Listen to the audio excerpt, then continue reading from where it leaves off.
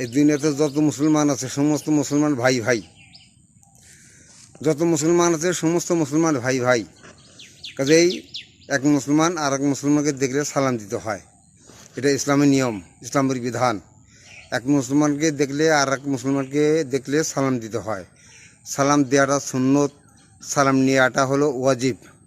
কাজে এক মুসলমান আর এক মুসলমানকে দেখলে সালাম দিবেন, সুন্দর করে সালাম দিবেন।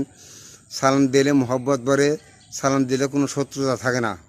কাজে আপনি যত শত্রু থাকুক, আপনার যে শত্রু আপনার সাথে কথা বলে না, আপনার সাথে খুব রাগ হয়ে আছে, আপনি তাকে সুন্দর করে সালাম দিবেন, দেখবেন শত্রুতা মিলে দেবো। একদিন বা দুদিন সালাম দিবেন, সালাম দেন, সুন্দর করে সালাম দেন, তার সাথে আলাপ করেন, কথাবার্তা বলেন, দেখবেন শত্রুতা মিলে যাবে।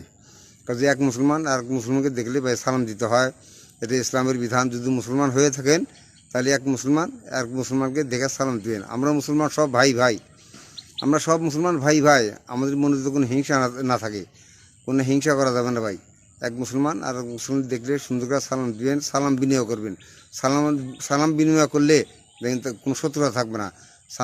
সালাম দিলে মহব্বত বাড়ে, সালাম দিলে ভালোবাসা বাড়ে, সালাম দিলে কোনো শত্রুতা থাকে না। তবে এক মুসলমান আর এক মুসলমান দেখলে সালাম দিবেন, সালাম দেওয়াটা সুন্নত।